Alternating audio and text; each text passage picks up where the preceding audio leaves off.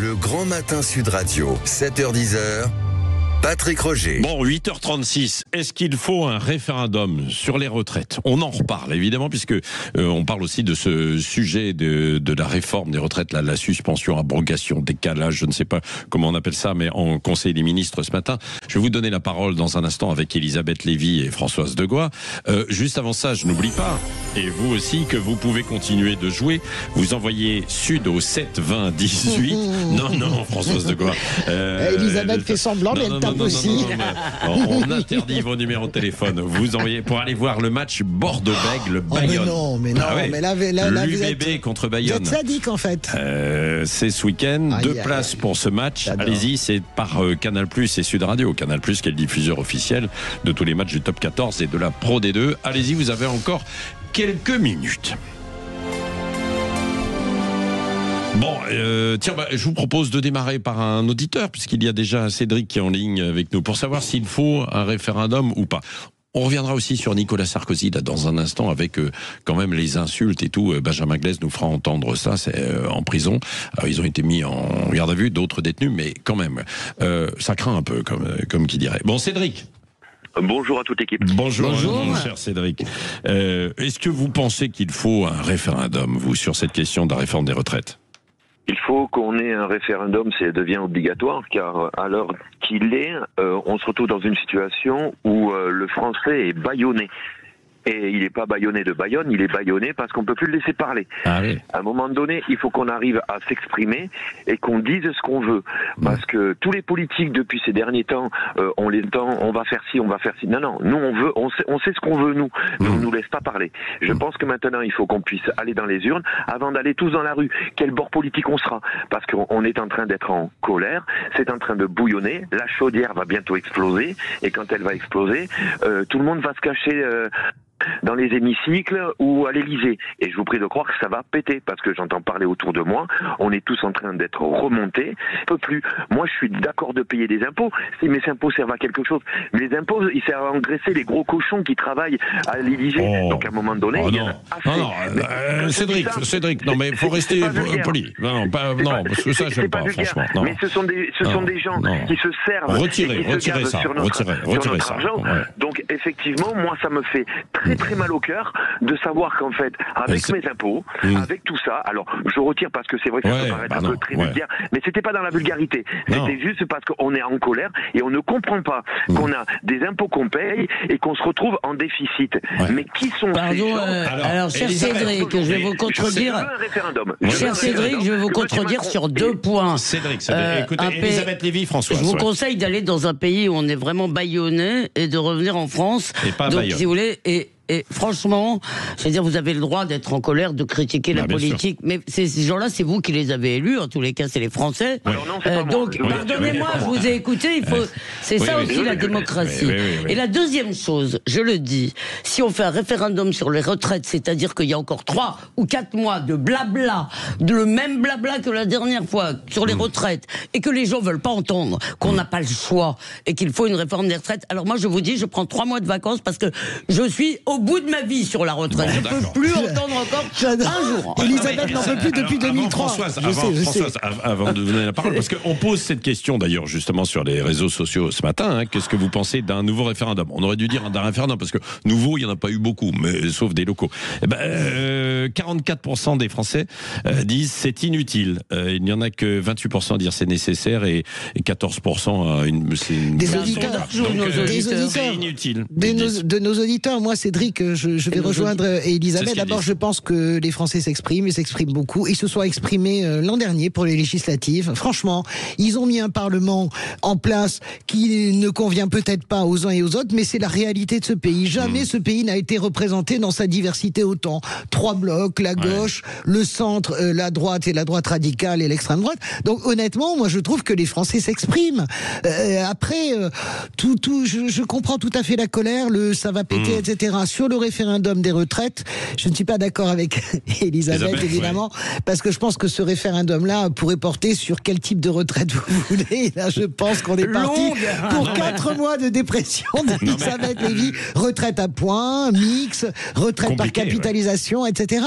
Emmanuel Macron n'est pas suicidaire. Il ne va pas faire un référendum. Pour Cédric, il est vrai qu'il y a quelque chose de problématique dans notre démocratie représentative, mais ça date pas d'hier, c'est que malgré tout, elle permet à des gouvernements de mener des politiques qui sont antipopulaires. Par exemple, l'immigration.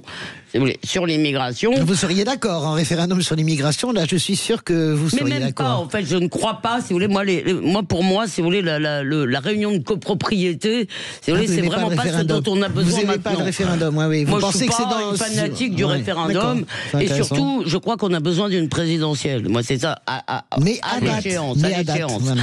Donc voilà, mais, si vous voulez, je comprends, si vous voulez aussi, c'est que sur plein de sujets, y compris l'Europe, il y a des politiques qui ont été menées qui n'avaient pas l'assentiment des gens.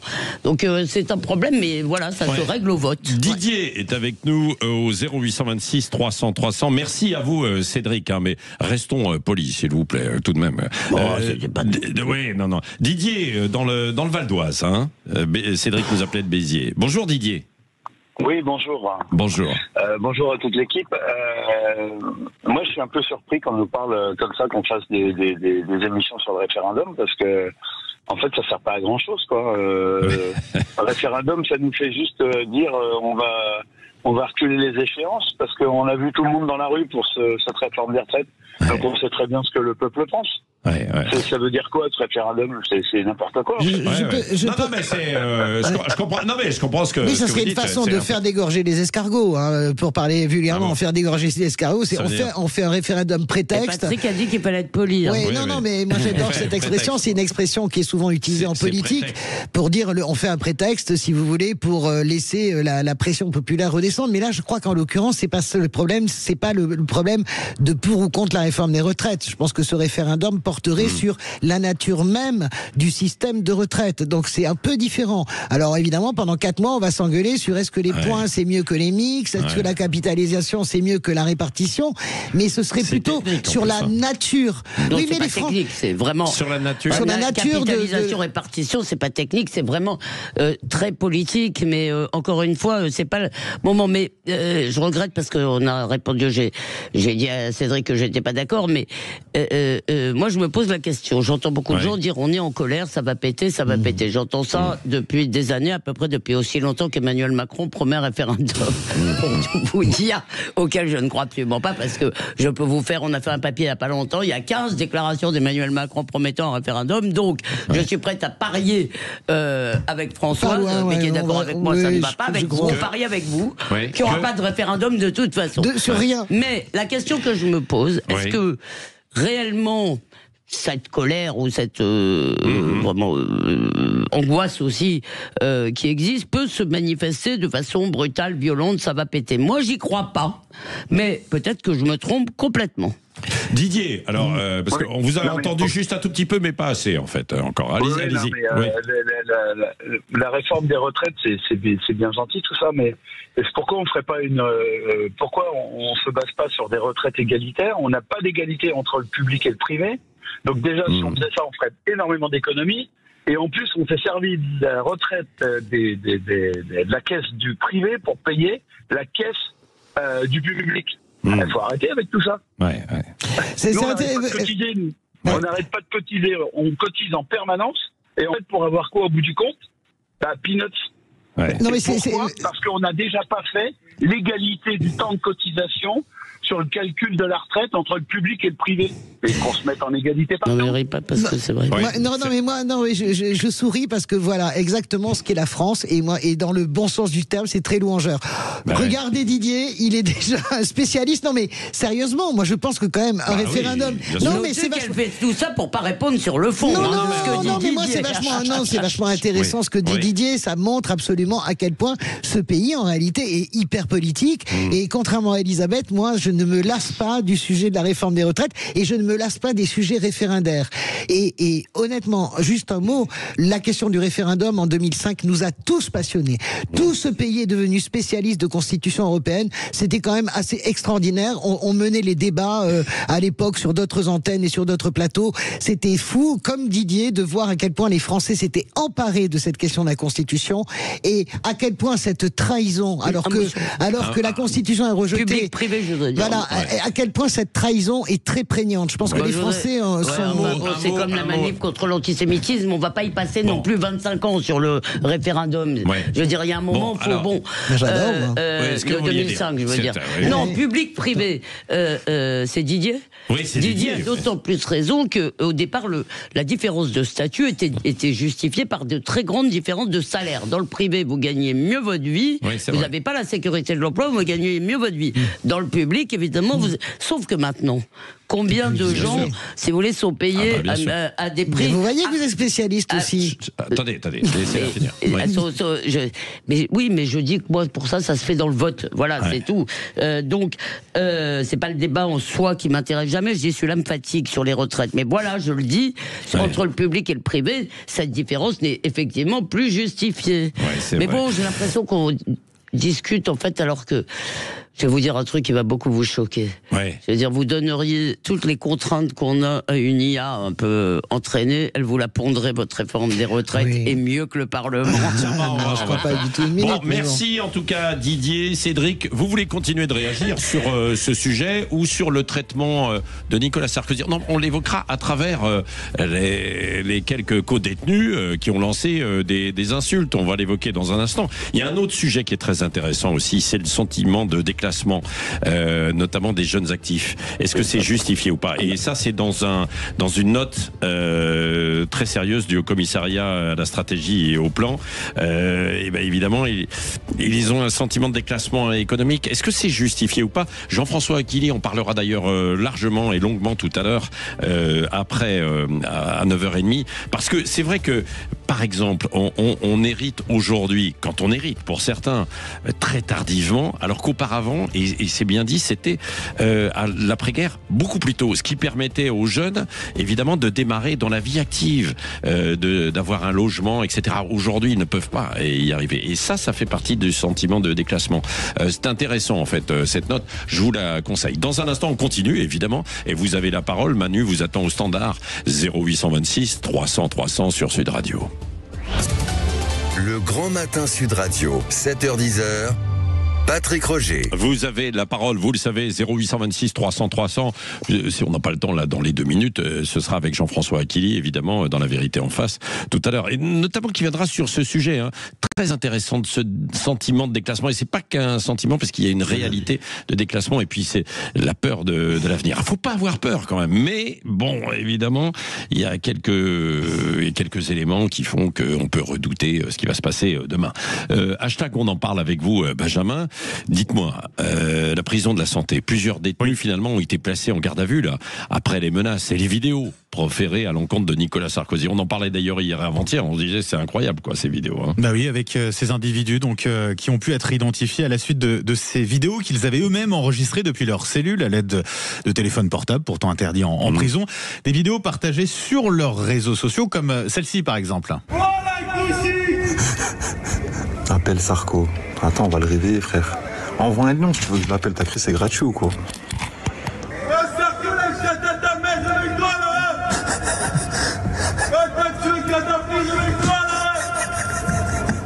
Sarkozy! Nicolas!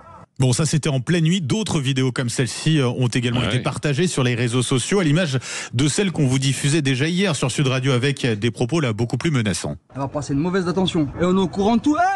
On va venger Kadhafi! On est au courant de tout, Sarko, Ziad Takidjin, on est au courant! Rends les milliards de dollars!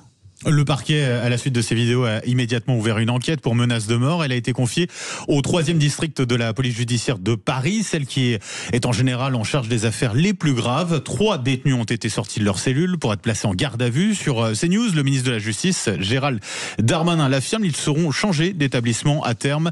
Écoutez. Exactement, on va d'abord terminer la procédure judiciaire. D'abord, ils sont en garde à vue au moment où je parle. Ensuite, ils vont passer en comparution immédiate, j'espère, en respectant l'indépendance de la justice, qu'ils seront fermement condamnés. Et ils seront, pour certains, en quartier disciplinaire et pour d'autres, changés de prison, parce qu'on va prendre aucun risque. Ah bah voilà, prendre aucun risque. Et ceux qui vont mettre à la place, ce sera mieux. Hein. J'ai quand même une question. Comment est-ce qu'ils ont pu arriver à se filmer en plus de ça? Vous avez vu qu'en fait cette vidéo est devenue, ils se filment avec leur téléphone portable, ils mettent ça sur les réseaux sociaux. Enfin, c'est quand même. C'est open bar dans les prisons. Voilà, donc hein. c'est délirant. Moi, j'ai déjà petit temps. Après, il y a une part aussi de provocation, mais là où je suis d'accord, c'est de pas prendre le moindre risque, parce que même l'isolement le plus total, j'ai le sentiment que la prison reste quand même un lieu extrêmement sauvage, ou alors je suis trop nourri aux séries américaines et aux séries italiennes. Mais je pense que le désastre serait qu'il arrive quelque chose à Nicolas Sarkozy. Le vrai désastre serait celui-là, en prison. Vous vous souvenez de Colonna? Je me souviens de Colonna, et on en parlait avec Jean-François Aquili, évidemment. Après, on a tous Colonna en tête. Alors Colonna n'avait plus son statut de prisonnier sous haute sécurité. Bien sûr.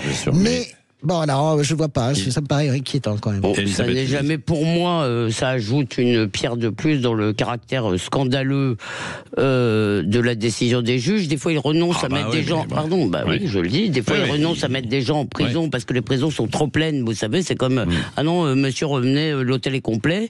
Oui. Il n'y a pas de place. Des fois, ils renoncent à incarcérer des délinquants qui ont été condamnés à des peines fermes. Là, il leur semblait absolument urgent d'incarcérer un homme qui a fait appel et qui est ancien président de la République. Je le répète, si vous voulez, je n'en ai pas la preuve, mais c'est extrêmement difficile de ne pas soupçonner le caractère politique d'une telle décision qui pourrait en plus avoir... J'ai du mal à croire, en plus, j'ai du mal à comprendre qu'on n'arrive pas à assurer la sécurité d'un prisonnier, mais j'entends François, je vous entends. C'est très sauvage, en réalité. La prison est aussi un élément très sauvage où il manque aussi des éléments, probablement. Moi, je reste traumatisé par l'assassinat de Colonna. Véritablement, lardé de coups de couteau en train de faire du sport.